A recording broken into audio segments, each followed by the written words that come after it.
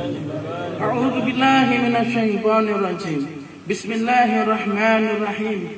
Pada hari pembalasan tidak ada lagi hubungan keluarga, tak ada saudara, tak ada ibu, tak ada ayah. Setiap orang akan melepaskan diri dari yang lain dan berusaha menyelamatkan diri sendiri. Setiap orang akan berseru, bagaimana aku? Bagaimana aku? Nafsi, nafsi, nafsi, nafsi. Ya Allah, ampunilah aku, rahmatilah aku. Pada hari itu, mereka yang beramal soleh selama hidup di dunia sekalipun akan menyadari bahwa amal mereka tidak ada artinya dibandingkan kenikmatan dan rahmat yang telah dianugerahkan Allah Subhanahu wa Ta'ala kepada mereka selama hidup di dunia. Dengan menyadari hal itu, muncullah perasaan cemas bahwa semua amal mereka akan sangat ringan dalam timbangan Allah Subhanahu wa Ta'ala yang akan menerapkan keadilan yang sempurna, al-adil. Pada saat itu tak seorang pun akan merasa aman dari rasa tertekan di hari pembalasan kecuali mereka yang dikaruniai rahmat oleh Allah Subhanahu wa Ta'ala. Jadi kalau Grand Syekh mengatakan pada hari itu, beliau merujuk pada hari kiamat. Lalu tajalli yang lain muncul pada hari itu pada hari setiap hari yang kita lalui, yang kita jalani hidup di dunia ini. Jadi kita semua harusnya itu tidak pernah merasa aman dari rasa tertekan di hari pembalasan, supaya perilaku kita ini baik, supaya kita ini tidak nyeleweng, supaya kita ini tidak berkhianat, supaya kita ini semuanya terus menerus memperbaiki diri. Makanya dari dulu sering tak ceritakan, pokoknya walaupun kalian itu hidup dengan syekh atau dengan wali Allah atau dengan guru kita masyayikhina, sebagaimana dulu saya hidup di Zawiyah, walaupun mungkin setiap saat atau setiap hari kita bertemu dengan syekh, maka anggaplah pertemuan itu adalah pertemuan pertama kali kita, pertemuan pertama kali kalian terhadap syekh, agar supaya kita ini tetap menjaga perilaku yang baik, menjaga adab yang baik, menjaga etika yang baik, sopan santun yang baik. Namun ketika kita hidup bersama syekh misalnya, atau kita merasa dekat dengan syekh, atau kita merasa dianggap anaknya syekh misalnya, lalu kalau kita ini merasa sudah menjadi sesuatu, tunggu saja, pasti akan celaka. Makanya ada dua contoh, ada dua ibrah. Pertama adalah Kanjeng Nabi Muhammad sallallahu alaihi wasallam. Kanjeng Nabi Muhammad sallallahu alaihi wasallam didekatkan oleh Gusti Allah, disebut oleh Gusti Allah sebagai kekasihnya, bahkan dipertemukan dengan Gusti Allah Subhanahu wa Ta'ala, bahkan dimaksum atau disucikan atau dijaga perilakunya dari setan. Ketika Kanjeng Nabi dimaksum, disucikan, Kanjeng Nabi itu bukan malah semenang-menang atau merasa diri dekat dengan Allah, lalu berkhianat atau menyeleweng atau dan lain, tapi atau merasa diri lebih tinggi daripada yang lain, bukan. Namun Rasulullah ketika beliau itu dimaksum atau disucikan oleh Gusti Allah, apa yang beliau lakukan? Beliau semakin humble, beliau semakin rendah hati, beliau semakin patuh, beliau semakin ibadahnya semakin kuat, semakin banyak. Jadi ibadah Kanjeng Nabi yang diketahui oleh wali-wali Allah lebih daripada apa yang diketahui oleh dalam ilmu syariah atau ilmu fikih. Insyaallah suatu saat nanti akan diceritakan. Jadi ibadahnya lebih banyak lagi, kepatuhannya lebih banyak lagi, beliau menjaga diri lebih kuat lagi. Bahkan beliau sampai mengatakan, ya Allah, jangan tinggalkan hamba kepada itu hamba walau hanya sesaat. Namun jika kita ini merasa dekat dengan syekh atau merasa sebagai anaknya syekh atau apa, lalu setan akan secepat kilat menghancurkan kita dengan unek-unek yang lain, dengan conclusion atau kesimpulan atau dengan alasan-alasan yang kayaknya masuk akal melalui pikiran. Lalu hati itu memberikan pikiran yang dibisikkan oleh setan, memberikan akal-akal yang masuk akal seolah-olah, lalu setan masuk dalam hati untuk memberikan legalitas sendiri, begitu. Makanya pasti tidak selamat begitu. Namun jika kita itu walaupun kayak saya pribadi puluhan tahun, hampir 20 tahun mondok di Zawiyah, bahkan lebih lama daripada saya mondok di pesantren waktu di Demak atau di Kudus, tetap setiap bertemu dengan Syekh, saya merasa bahwa ini adalah waktu pertama kali saya bertemu dengan Syekh, begitu. Karena apa? Karena wali-wali Allah itu tajalinya itu berbeda-beda. Setiap hari tajalli wali Allah itu tidak sama hari dengan yang lain. Ketika kita itu setiap bertemu dengan Syekh, kita merasa ini adalah pertemuan pertama kali saya dengan seorang Syekh atau wali Allah atau pembimbing kita. Saat itu kita akan menjaga adab yang baik, akan menjaga etika yang beradab, akan menjaga perilaku yang baik, pikiran yang baik, hati yang baik. Namun jika kita menganggap diri kita sudah besar atau menjadi sesuatu karena merasa dekat dengan Syekh, tunggu saja, pasti perilakunya akan seperti setan. Karena di majelis Salah Nabi ini sudah banyak yang mengikuti contoh seperti itu. Jadi ada dua contoh yang Gusti Allah Subhanahu wa taala tunjukkan. Yang pertama itu kanjeng Nabi Muhammad sallallahu alaihi wasallam. Lalu yang kedua adalah Azazil atau iblis atau setan. Iblis atau setan atau Azazil dulunya itu merupakan malaikat, merupakan guru daripada para malaikat. Dia merasa bahwa makamnya paling tinggi di antara para malaikat karena dia menjadi guru daripada para malaikat. Setiap jengkal tanah di surga maupun di bumi dimanapun dia itu pasti dia pakai untuk sujud, begitu. Namun karena dia merasa bahwa dirinya adalah sesuatu, dia merasa diri adalah guru dari para malaikat, dia merasa dekat dengan Allah Subhanahu wa taala, maka apa yang terjadi? Maka Azazil atau iblis atau setan pun tidak pernah selamat, begitu. Makanya kita semua kalau didekatkan dengan Gusti Allah itu adalah ujian. Kita semua jika didekatkan dengan Kanjeng Nabi itu adalah ujian. Kita semua jika didekatkan dengan wali-wali Allah itu adalah ujian. Kita semua jika didekatkan dengan masyayikh hina fi tariqatina syamlatil aliyah itu adalah ujian. Kita semua jika didekatkan dengan para kekasih Allah itu adalah ujian, bukan sesuatu yang saya sudah aman, saya sudah selamat, jadi saya bisa melakukan apapun yang saya mau. Bukan, pasti tidak akan selamat, begitu.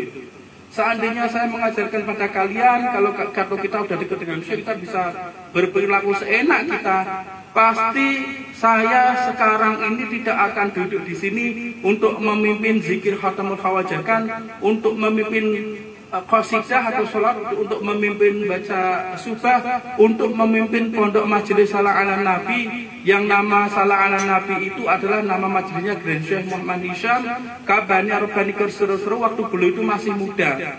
Yaitu majelis Salah ala Nabi itu majelisnya beliau waktu beliau masih muda. Majelisnya itu di Madinah dan Grand Syekh Muhammad Hisham Kabani Arbani Kerseru. Semoga Gusti Allah mengangkat rasa sakit beliau dan berdaan beliau, amin. Itu beliau itu waktu muda itu punya majelis namanya Salah ala Nabi, dan beliau itu setiap malam Jumat duduk circle melingkar itu di depan Masjid Nabawi itu menghatamkan kitab Dalail Khairat, begitu. Makanya tidak bilang Pak Yongis, kita tidak pernah tahu Pak Yongis bagaimana perjalanan hidup kita. Alhamdulillah jenengan waktu kecil sampai sepuh sampai tua dulunya tidak pernah intens dalam ilmu agama atau dalam beribadah dalam agama. Jenengan disibukkan oleh Gusti Allah kerja di kantor-kantor di mana-mana. Alhamdulillah di waktu usia dengan sudah mulai sepuh gitu, Gusti Allah mentakdirkan jenengan menjadi imam daripada kitab Dalail Khairat, majelis Salah ala Nabi, majelis yang dikenal di langit, di bumi dan di alam-alam yang lain. Bahkan majelis yang dikenal di alam kubur. Orang tua kalian dalam kubur itu ketika mereka mendapatkan pertolongan dari kalian atau zikir-zikir, sholat-sholat, qasidah-qasidah yang kalian lanjutkan itu sampai ke orang tua kalian dalam kubur. Lalu apa yang mereka lihat? Majelis Salah ala Nabi. Ketika mereka dilihat oleh tetangga kuburnya, mereka bilang apa? Anakku ikut majelis Salah ala Nabi, ikut tarekat Naqsbandi. Itu kurang lebih kalau tidak salah itu yang saya dengar kalau nggak salah. Jadi nama Majelis Salah Nabi itu yang sering disebutkan. Lalu dalam Majelis Salah Nabi itu ada Syekh Sya'ab Tufail Qursurusurahu, lalu ada Grand Syekh Muhammad Hisham Kabani Rabbani Qursurusurahu, ada Maulana Syekh Muhammad Nadim Adil Musafir Qursurusurahu, ada Sultanul Auliya Maulana Syekh Abdullah Faiz Ad-Dagestani Qursurusurahu, dan seterusnya sampai ke Kanjeng Nabi Muhammad SAW. Pas sampai di hadirat Gusti Allah, maka Majelis Salah Nabi itu ada dalilnya. Ketika Allah mengatakan innallaha wa malaikatahu yusholluna 'alan nabi. Sesungguhnya Allah Subhanahu wa taala berserta seluruh malaikat. Jadi dalam suatu majelis yusholluna 'alan nabi. Lalu akan Allah mengatakan ya ayyuhalladzina amanu shallu 'alaihi wa sallimu tasliman. Wahai hamba-hambaku yang beriman, makanya saya berharap berdoa semoga siapapun yang duduk di majelis salah 'alan nabi, walaupun kita ini orang-orang dolim, orang ahli maksiat, ibadah kita belentong-belentong, amalan kita ancur-ancuran, semoga ketika kita itu stay duduk syukur-syukur istiqomah hingga akhir hayat kita di majelis Nabi, semoga walaupun di dunia ini kita belum menjadi orang beriman, semoga Gusti Allah akan mengklaim kita, memberikan cap orang-orang beriman, hamba-hamba yang beriman di 7 tarikan nafas kita yang terakhir, lalu dikumpulkan bersama hamba-hamba yang beriman yang lain. Untuk bersama siapa? Untuk bersama Kanjeng Nabi Sallallahu Alaihi Wasallam. Lalu jiwa-jiwanya itu akan terbang ke langit di hadirat ilahi untuk apa? Yusholluna 'alan nabi. Amin. Al-Fatihah.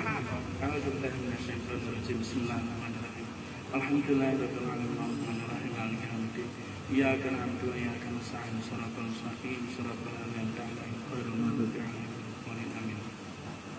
Makanya dari dulu sering tak pesen sekali, apalagi ini malam terakhir kita ketemu untuk majelisan. Minggu berikutnya bukan lagi malam Jumat, tapi Jumat malam Sabtu majelisnya. Dan malam Jumat berikutnya saya sudah tidak di Jakarta. Insya Allah saya sudah mulai di Demak untuk menghidupkan kembali majelis Salah Nabi di Demak. Lalu minggu pagi insya Allah saya akan ada di Magelang untuk menghidupkan majelis Salah Nabi di Magelang di Pati Aswan insya Allah. Makanya kalian harus kuat, kalian harus berpegang teguh kepada tali agama Allah. Apa itu tali agama Allah? Yaitu pada amir kalian atau Mas Fauzan. Lalu Mas Fauzan akan lapor ke kita, apapun yang dilaporkan ke kita. Kalau Mas Fauzan tidak dilaporkan apapun, dia tidak lapor ke kita, maka tali itu bisa putus seketika. Jadi seperti itu. Jadi berpegang teguhlah kepada tali agama Allah Subhanahu wa taala, wala tafarruqu, dan jangan bercerai-berai. Ada saya enggak ada saya sama saja. Karena walaupun kalian tidak melihat, insya Allah kita semua akan hadir di majelis Salah Nabi. Insya Allah begitu. Jadi kurang lebih seperti itu. Pokoknya dari dulu sudah sering tak pesan. Etika kita, karakter kita, perilaku kita saat bersama Syekh, saat didekatkan oleh Syekh, ini adalah ujian. Ujian apa? Ujian antara hubungan kita dengan Gusti Allah Subhanahu wa taala di dunia, ujian kita dengan Gusti Allah di yaumul hisab. Kalau kita merasa bahwa aku sudah dekat dengan Syekh, aku bisa melakukan apapun, tidak akan kena dampak, tidak akan atau dimarahi itu adalah pikiran yang ditiupkan oleh setan. Jadi tidak ada yang kebal hukum di majelis Salah Nabi ini. Semua yang membuat kesalahan pasti ditegur. Itu tergantung daripada kesalahan. Kalau fatal, tegurnya fatal. Kalau tidak fatal, tegur baik-baik. Jadi kurang lebih seperti itu. Lah, wali-wali Allah itu membangun karakter kita untuk menjadi lebih baik. Sebagaimana Kanjeng Nabi itu dikirim untuk menyempurnakan akhlak. Khuluqul azim. Inna du'aistu litamim makarim. Sebenarnya aku dikirim atau diutus oleh Allah Subhanahu wa taala ke dunia ini mimma karimul akhlak, untuk menyempurnakan. Artinya bahwa mungkin kita sholat, mungkin kita ngaji, mungkin kita zakat, kita sedekah, mungkin kita hidup bersosial, mungkin kita hidup bersama siapapun dengan baik. Namun mungkin kita tidak peduli dengan adab-adab kita. Kita tidak perlu dengan etika kita. Padahal jika kita menjaga adab yang baik, maka adab kita dengan Gusti Allah insya Allah pasti akan baik. Maka nanti di akhirat setiap orang itu akan dibuka jati dirinya. Nah, orang itu sembrono, Gusti Allah juga akan melempar dia. Gusti Allah tidak akan suka dengan orang sembrono. Namun orang yang tetap memiliki adab yang baik, tawadhu, atau rendah hati, atau orang yang warok, yang sangat berhati-hati, maka Gusti Allah juga akan berhati-hati saat bertemu dengannya. Gusti Allah tidak akan menghisap dia dengan cara yang keras begitu. Makanya dari dulu sering tak pesen terus. Pokoknya nak kapanpun kalian ketemu dengan Syekh Abu Tufail atau Syekh Muhammad Isyam, anggap aja kalian ini sedang pertama kali bertemu dengan beliau, dengan guru-guru kita. Masyayikhina fi thariqah Naqsyabandiyyatil Aliyah. Jangan merasa bahwa saya udah saya udah aman. Wallahi, tunggu, pasti kalian akan celaka. Ini terjadi dari zaman Nabi Adam sampai beliau bin Isa. Begitu. Ini dari dulu sudah tak pesan terus begitu. Pokoknya rumus, kalau dulu kita di Zawiyah, Syekh itu memberikan pelajaran begini. Pokoknya rumus, kita kembali ke rumus awal. Apa itu rumus awal? Apapun kejadiannya, apapun masalah, atau apapun perilaku yang kita lihat, rumus adalah Syekh selalu benar. Ini yang dulu kita sering diajarkan di Zawiyah. Jadi Syekh selalu benar begitu. Walaupun menurut kita itu perbuatan yang salah, tapi Syekh itu selalu benar. Karena kita tidak tahu apa yang Syekh itu lakukan di balik pengetahuan kita. Sebagaimana Nabi Musa alaihissalam ketika ingin dekat dengan Gusti Allah, ingin ma'rifah, ingin kenal dengan Gusti Allah, Allah menyuruh dia ini untuk berguru untuk bertemu atau belajar adab kepada Nabi Khidir alaihi salam. Nabi Khidir sudah bilang, kamu tidak akan kuat mengikutiku. Tapi karena Nabi Musa diperintah oleh Gusti Allah, maka Nabi Musa tetap belajar. Namun baru nyebrang sudah tidak kuat. Lalu Nabi Khidir meninggalkannya. Apakah kalau Nabi Khidir sudah meninggal? Tidak. Nabi Khidir merupakan salah satu silsilah dari mata rantai emas Naqsyabandi kita ini. Artinya apa? Jadi setiap hari 24 jam kita tidak pernah tahu Nabi Khidir itu muncul dengan sosok beliau yang asli, atau dengan sosok yang lain, atau hanya merupakan seperti bayangan atau apapun yang beliau mau, itu untuk menguji kita semuanya gitu. Namun kita semua selalu gagal. Kenapa demikian? Karena kita menganggap bahwa kita ini udah ahli ibadah, kita ini sudah dekat dengan Syekh, kita udah ahli salawat, jadi kita udah, apalagi kita dipercaya oleh Syekh, wah berarti kita udah menjadi sesuatu. Itu semuanya nol, itu semua omong kosong, itu semua perilaku atau pikiran yang dikirim atau dibisiki oleh setan. Wallahi pasti tidak selamat begitu. Makanya kalau Mas Fauzan lagi ngantuk ini, dari dulu kalau kalian ke Zawiyah lihat saya dengan Syekh, walaupun saya tinggal di Zawiyah bersama Syekh hampir 20 tahun, tetap saja kalau kalian datang saya kenalkan dengan Syekh, seolah saya baru pertama kali itu bertemu dengan Syekh. Nah itu Pak Yoni salah satunya saksi yang sering di Zawiyah teman-teman. Tidak langsung pertentang-pertenteng, umplang-umplang, lalu menyeleweng, lalu berkhianat, tidak pernah, wallahi. Begitu. Tidak langsung seperti itu. Makanya walaupun sekarang sudah setelah 3 tahunan kondisi kita seolah-olah dijauhkan oleh Syekh dengan beliau begitu, atau kita difitnah ke sana kemari, saya tetap tidak pernah berubah hati saya bahwa Syekh kita adalah Syekh Abu Tufail Berserahu begitu. Mursyid kita adalah Syekh Abu Tufail Berserahu. Ini adalah bentuk tajali atau aplikasi atau manifestasi daripada apa yang saya pelajari di Zawiyah sudah hampir 20 tahun. Karena setiap bertemu dengan Syekh seolah-olah orang yang sedang pertama kali bertemu dengan Syekh, maka ketika secara fisik tinggalnya jauh dengan Syekh, maka hatinya tidak pernah berubah, seolah-olah orang yang baru pertama bertemu dengan Syekh. Begitu. Dan saya ingat Syekh Abu Tufail berpesan, kamu boleh mengajarkan apapun pada orang-orang kecuali robitoh muraqabah. Itu biar aku sendiri yang bawa. Wallahi sampai sekarang saya tidak pernah mengajarkan kalian robitoh, saya tidak pernah mengajarkan kalian muraqabah. Begitu. Tidak pernah mengajarkan tata cara begitu. Saya tidak pernah mengajarkan. Begitu. Makanya karena saya tidak diberikan izin untuk mengajarkan kalian robitoh atau muraqabah, makanya tak pakai cara yang lain. Jika kalian dengan semua mau melakukan, insya Allah itu nilainya sama dengan Robitoh atau Murokobah. Begitu. Jadi saya tidak mengajarkan caranya begini. Kalau dulu kita diajarkan caranya begini. Itu hampir tiap malam sampai kadang pulang kerja langsung latihan lagi. Itu capek sekali. Begitu. Dan Syekh tidak memberikan saya izin untuk mengajarkan kepada kalian Robitoh atau Murokobah. Maka itu tidak pernah saya ajarkan sampai sekarang. Begitu. Makanya kalau kalian nanya Robitoh, kalau kalian nanya Murokobah, saya tidak pernah menjawab pertanyaan itu. Namun diam-diam saya memberikan kalian seperti sesuatu yang jika kalian lakukan sebenarnya itu nilainya sama dengan Robitoh. Begitu.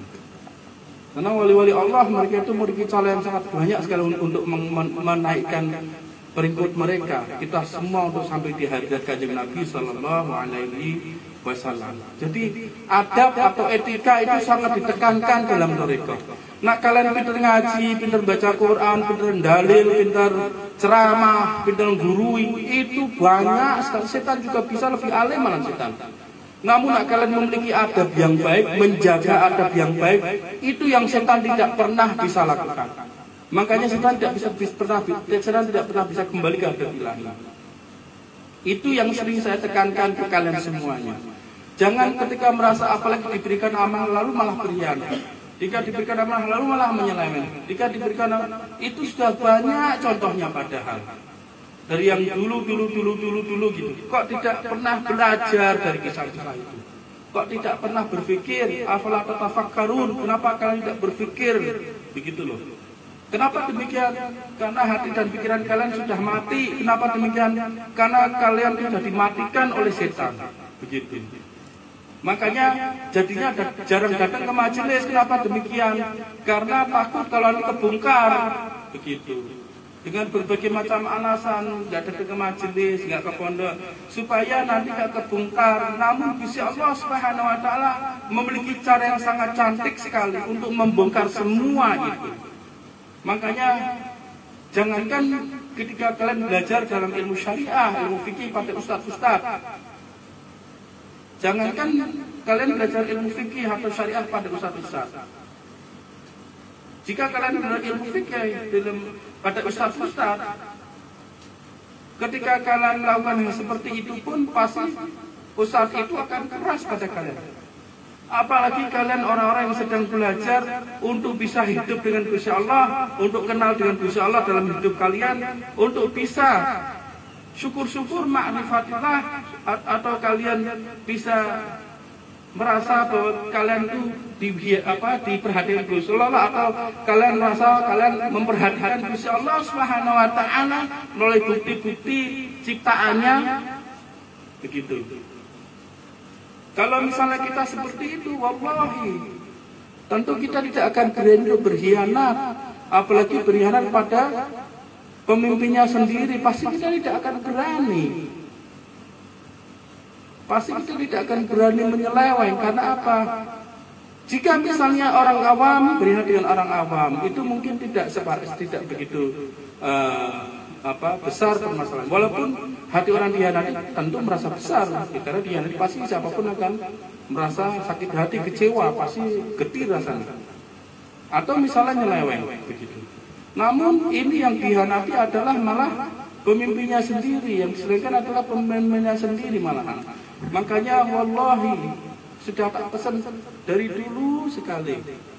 Jika kalian itu duduk di majelis-majelis spiritual, di dalam majelis-majelis thariqah, thariqah Naqsbandi, sekolah untuk sekolah spiritual untuk mencerdaskan jiwa, di situ pasti jiwa itu dicerdaskan, bukan sengaja kalian membuat jiwa kalian tambah bodoh. Begitu. Jadi kalau dalam thariqah atau dalam majelis-majelis spiritual begini, jika kita ini misalnya diluruskan oleh syekh atau guru kita, alhamdulillah masih ada yang peduli dengan kita. Begitu. Coba misalnya maaf kalian hanya belajar ilmu syariah saja, maaf pada ustadz-ustadz atau guru-guru atau asatidz pada umumnya. Kalian yang tidak belajar atau tidak diajarkan tentang ilmu hati, kalian pasti bodoh amat, yang penting udah tak ajarkan ini, yang penting amplop setiap saya datang, amplop tersedia, saya nggak peduli dengan kalian. Yang ini saya sudah nyampaikan ilmu kitab yang saya baca ke kalian semuanya. Masalah selamat itu adalah masing-masing di akhirat. Coba. Namun di dalam ilmu thariqah atau dalam sekolah spiritual, apalagi Naqsbandi ini sekolah spiritual yang paling elit di langit, paling elit di bumi. Tentu siswanya bukan siswa sembarangan. Tentu siswanya ini siswa-siswa yang pilihan, yang dipilih oleh Allah Subhanahu wa taala. Makanya wali-walinya pasti makomnya tinggi-tinggi. Begitu. Nggak ada dosen sebuah universitas ternama itu dosennya yang lulusan dari lulusan ecek-ecek, nggak ada. Biasanya lulusannya juga lulusan universitas yang lebih tinggi lagi, lebih terkenal lagi. Biasanya seperti itu. Artinya apa? Wali-wali Allah di Naqsbandi ini sangat dikenal sekali di langit. Begitu loh. Makanya mereka bisa mudah membawa kita semua untuk naik ke langit. Sebenarnya itu. Dan mereka tahu bagaimana cara menghadapi kita. Makanya mereka sangat humble sekali. Namun karena mereka sangat humble, karena mereka ingin mengangkat kita, parahnya mereka tidak waspada. Mereka malah menginjak-injak kepala daripada orang yang mengangkat tersebut. Malah berkhianat, malah menyeleweng. Makanya ini, wallah ini sangat disayangkan sekali. Karena apa? Karena ketika kalian belajar dalam ilmu thariqah, yang pertama kalian diajarkan pada kalian itu bukan lagi tuharah atau bersuci sebagaimana ilmu fikih atau syariah, atau ilmu untuk masuk surga atau ilmu untuk masuk neraka. Namun yang pertama diajarkan pada kalian, pada kita semua adalah apa? Adab. Adab itu didahulukan, begitu. Makanya ditekankan adab supaya nak kita mau berbuat tidak baik, apalagi terhadap masyayikhina, guru kita atau imam kita mikir se-unlimit persen, se-unlimit kali supaya kita tidak melakukan hal itu. Begitu. Bukannya malah sengaja membiarkan ego dan setan itu memberikan nasihat lalu diikuti, atau malah ketika sudah tahu sering berbuat onar, dinasihati baik-baik, malah nyerang balik. Bukannya begitu. Nah kita itu memang belajar ingin lebih baik, karena Gusti Allah itu senang sekali dengan hamba-hamba yang soleh, hamba-hamba yang baik, hamba-hamba yang karakternya baik, hamba-hamba yang etikatnya baik, hamba-hamba yang adabnya baik. Ibadah tanpa adab itu pun tidak diterima. Makanya ngambil siapa? Malaikat, Raqib dan Atid yang nyatet, begitu. Namun jika ibadah itu dengan adab, Gusti Allah sendiri akan turun untuk mengambil. Itu perbedaannya, begitu. Makanya dalam thariqah selalu diajarkan tentang adab. Kurang lebih seperti itu. Jadi penting sekali. Padahal sebelum-sebelumnya sudah ada contohnya dan sudah lihat sekali. Gak cuma satu orang, satu ini nyeleweng, satu ini berkhianat, kabur, lalu satu lagi kabur. Sudah sering banget. Harusnya itu dijaga dengan baik, begitu. Jangan sampai seperti itu. Kecuali kalau saya sendiri seperti itu, gitu. Berkhianat atau nyeleweng atau merasa dekat dengan syekh, lalu saya seenaknya ngungklang-ngungklang, tidak membuat amalan, tidak beribadah, tidak menjaga amanah, baru mungkin kalian berwatak seperti itu wajar. Karena apa? Yang memimpin kayak begitu. Namun kan kalian lihat sendiri bagaimana walaupun gitu, orang-orang lain berusaha untuk mencemarkan nama baik kita, mereka mengaku kita sok ngaku-ngaku, ya enggak apa-apa begitu. Namun bisa Allah Subhanahu wa taala sendiri akan menjawab. Wa makaru wa makarullah. Jadi jika mereka membuat makar, Allah lah sebaik-baik untuk membalas makar tersebut. Di saat kita difitnah, dikira sok ngaku-ngaku, ternyata malah bisa Allah menunjukkan syekh kita bilang ke Sensei Muri, bahkan ke para orang hater, sampai syekh kita sampai bilang, kenapa anakku ya kok nggak mau ketemu bapaknya sendiri? Belajar bila di Pamulang aja mau, kenapa lu bapak sendiri kok nggak mau ya? Yang klaim itu bukan kita, tetapi syekh kita yang mengklaim, begitu. Jadi seperti itu. Nah makanya Tetap belajar adab, tetap belajar adab. Walaupun kalian mau sholat, mau nggak sholat, tetap belajar adab. Kalian membuat amal, mau nggak buat amal, tetap belajar adab. Nah, kalian setiap hari belajar adab, pasti kalian ketika kalian sholat, kalian akan terbawa dengan adab kalian. Ketika kalian membaca amal, kalian akan terbawa dengan adab kalian. Walaupun kalian berbuat maksiat, kalian akan sadar dan kalian akan menjaga adab kalian kembali pada Gusti Allah, pada kejadian masyahina, lalu kalian cepat untuk bertobat dengan adab yang terbaik. Jadi seperti itu. Jadi dijaga sekali pokoknya. Jangan seenaknya, jangan nyeleweng begitu. Semoga ini yang terakhir, karena setelah ini saya tidak di Jakarta lagi. Insya Allah tahun depan setiap bulan saya akan ke Jakarta. Makanya tak bilang Mas Fauzan, ada saya di antara kalian saja berani berkhianat, berani menyeleweng. Bagaimana kalau saya tidak ada di antara kalian? Begitu. Jadi dijaga baik-baik, beneran dijaga baik-baik adabnya. Jangan sampai nanti di akhirat menyesal, atau di akhirat ketika ditanya bisalah tentang adab, lalu kalian jawab saya tidak pernah diajari adab. Kalau saya dihadirkan di hadapan kalian jadi saksi bahwa saya tidak pernah mengajarkan kalian adab, maka kalian tak lempar ke neraka mahan. Biar jadi kosong selama ribuan tahun dulu. Biar pusing saya hilang sekalian. Jadi seperti itu nggih.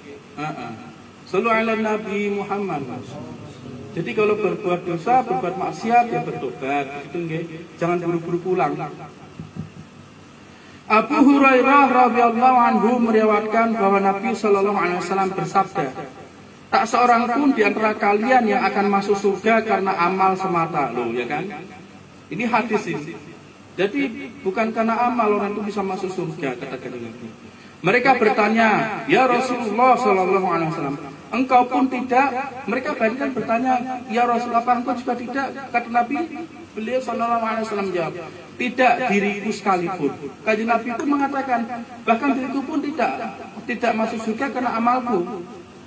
Bagaimana dengan kita yang amalnya amburadul, maksiat terus? Kanjeng Nabi sallallahu alaihi wasallam menjawab, tidak diriku sekalipun. Tetapi Allah Subhanahu wa taala akan menyelimutiku dengan kasih dan ampunannya. Kenapa kok seorang dikasih oleh Gusti Allah? Karena dia itu menjaga adab, menjaga etika. Kenapa seorang kok diampuni oleh Gusti Allah? Karena seorang itu menjaga adab, menjaga etika. Bukan karena ibadahnya. Setan juga beribadah dulunya, tapi setan tidak memiliki adab, makanya tetap aja setan pikir Gusti Allah tidak akan marah pada dia. Tetap aja dilempar dia. Begitu. Jadi kurang lebih seperti itu. Satu-satunya orang yang tidak berseru nafsi-nafsi atau bagaimana aku, diriku pada hari yang membahayakan adalah Nabi Muhammad SAW. Jadi setiap orang akan mengatakan bagaimana aku dengan kebingungan, dengan ketakutan. Hanya kanjeng Nabi Muhammad SAW yang tidak mengatakan nafsi, bagaimana aku. Jadi penting sekali untuk menjaga adab supaya kita ini disayangi, kita dicintai, kita dimaafkan oleh Gusti Allah dan kanjeng Nabi dan masyayikhina. Jadi seperti itu nggih. Makanya kita semua kalau adab kita baik kan kita diterima. Begitu. Tapi nak kita kurang ajar kita ditegur. Nak kita parah ya kita tegur parah juga, begitu nggih.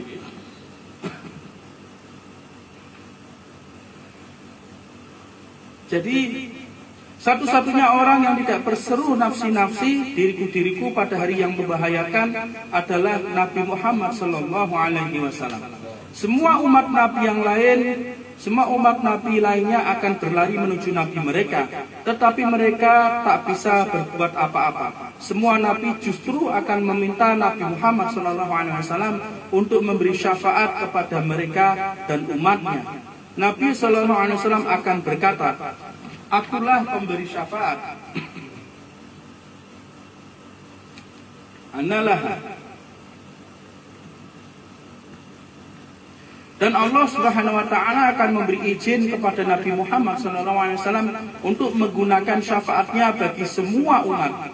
Ibnu Abbas radhiyallahu anhu meriwayatkan bahwa beberapa sahabat Nabi SAW muncul dan menunggu beliau. Ketika beliau datang, beliau mendekati mereka dan mendengarkan ucapan mereka. Hebat sekali, Allah Subhanahu wa taala yang maha besar dan maha agung telah menjadikan makhluk ciptaannya sebagai sahabat dekatnya. yaitu Ibrahim alaihissalam. Ini yang kalau di Qasidah itu, di Ratib itu, yang di kalimat-kalimat itu qala Ibrahim alaihissalam, qala Ibrahim ini ya. Yang lainnya berkata, tak ada yang lebih hebat daripada kalamnya kepada Musa. Qala wa Musa alaihissalam, itu ya.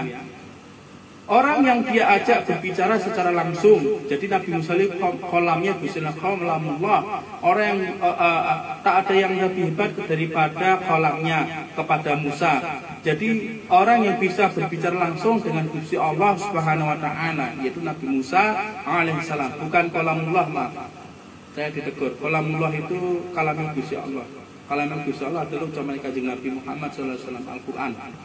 Orang yang dia ajak berbicara secara langsung, lalu yang lainnya berkata, dan Isa alaihissalam adalah kalimat dan ruhnya.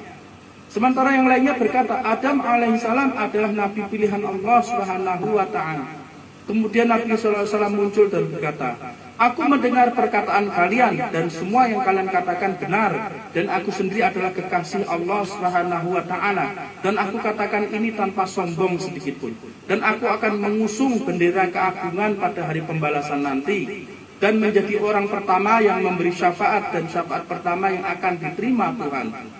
Dan aku adalah orang pertama yang akan mengitari surga sehingga Allah Subhanahu Wa Taala membukakannya untukku, dan aku akan memasukinya bersama dengan orang-orang miskin dari kalangan umatku. Alhamdulillah, kita semua dibikin miskin sama Gusti Allah apa enggak? Ya kan? Dikit-dikit saweran, itu saweran. Alhamdulillah. Kita semua dibikin fakir sama Gusti Allah apa enggak? Ya kan? Karena kita enggak boleh mengklaim sesuatu. Alhamdulillah, semoga kita ini termasuk orang-orang yang akan dibawa oleh Kanjeng Nabi bersama Syaina untuk mengikuti surga di saat yang lain belum bisa masuk. Amin. Fatihah. A'udzubillahi minasyaitonir rajim. Bismillahirrahmanirrahim. Alhamdulillahirabbil alamin arrahmanirrahim maliki yaumiddin. Iyyaka na'budu wa iyyaka nasta'in. Shiratal mustaqim, shiratal ladzina an'amta 'alaihim. Dan aku katakan ini tanpa sombong sedikit pun. Aku yang paling mulia dari yang pertama dan yang terakhir. Dan aku katakan ini tanpa sombong sedikit pun. Salah satu kunci rahmat Allah Subhanahu Wa Taala adalah cinta. Cinta kepada Allah Subhanahu Wa Taala dan Nabi-Nya Sallallahu Alaihi Wasallam merupakan salah satu kunci menuju surga. Hadis berikut menjadi bukti. Seorang Badui bertanya kepada Nabi Sallallahu Alaihi Wasallam tentang saat terjadinya hari kiamat.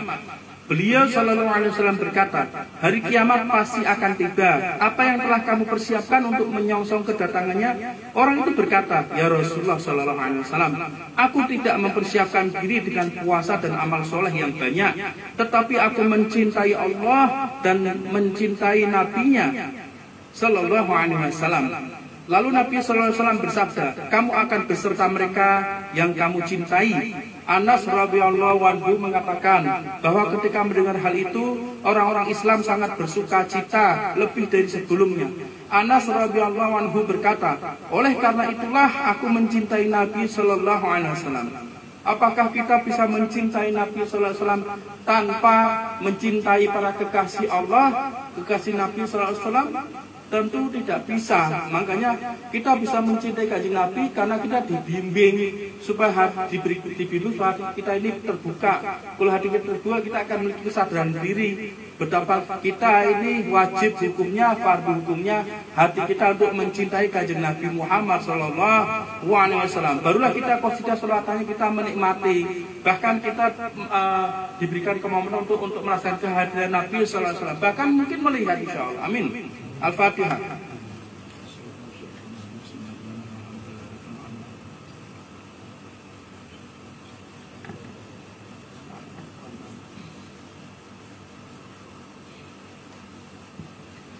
Orang-orang Islam sangat bersuka cita lebih dari sebelumnya ketika mendengar hal itu.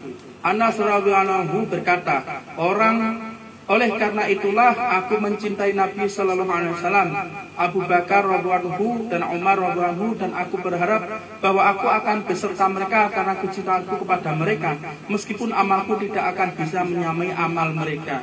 Makanya nek kita ini ingin bersama wali-wali Allah di akhirah nantinya, Memang amal kita tidak akan bisa menyamai mereka, karena mereka diciptakan menjadi orang-orang soleh, orang-orang ahli ibadah, para kekasih Gusti Allah, orang disucikan, dimaafkan oleh Gusti Allah. Namun jika kita mencintai mereka, wallahi pasti kita semua akan dikumpulkan bersama mereka. Amin. Al-Fatihah. A'udzubillahi minasyaitonir rajim. Bismillahirrahmanirrahim.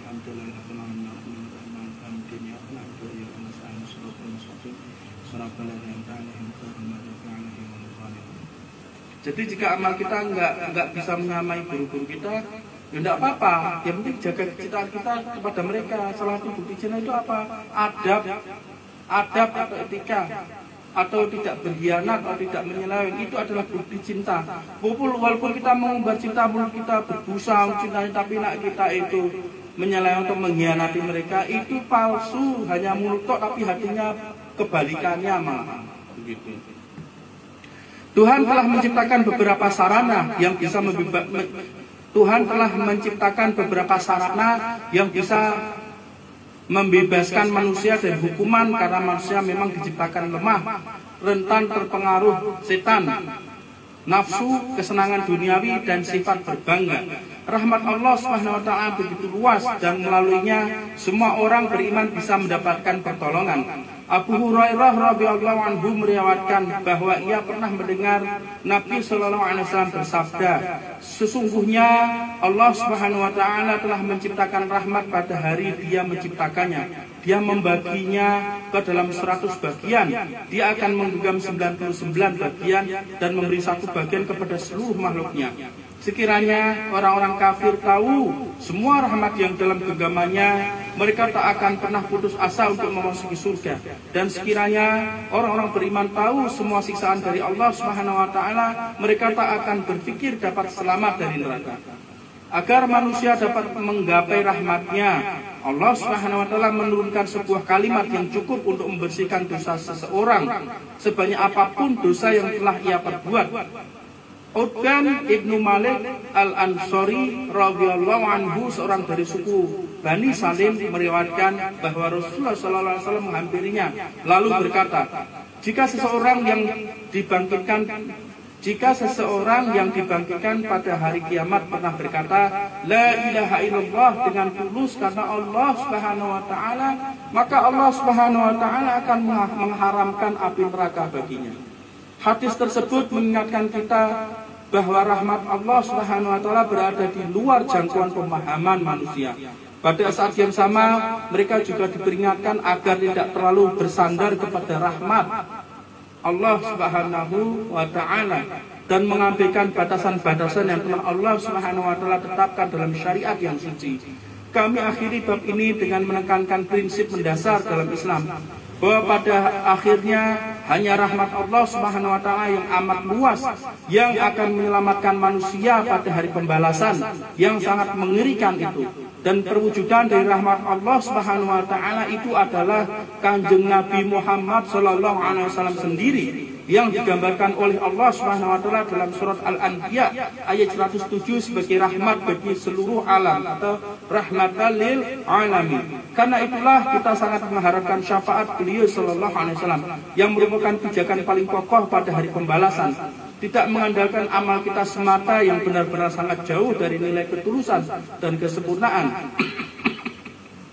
Hanya berkat rahmat Allah Subhanahu wa taala yang terwujud secara sempurna dalam pribadi nabinya sallallahu alaihi wasallam tercinta, Nabi Muhammad sallallahu alaihi wasallam, kita bisa memperoleh keselamatan dan pembebasan.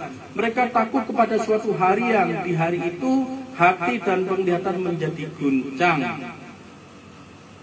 Wa min at-tawfiq bi hurmatil habib bi hurmati surat al-Fatihah. Al-Fatihah. A'udzubillahi minasyaitonir rajim. Bismillahirrahmanirrahim. Alhamdulillahirabbil alamin arrahmanir rahim maliki yaumiddin. Iyyaka na'budu wa iyyaka nasta'in. Shiratal mustaqim. Shiratal ladzina an'amta 'alaihim ghairil maghdubi 'alaihim waladdallin. Mana? Kalau kita ya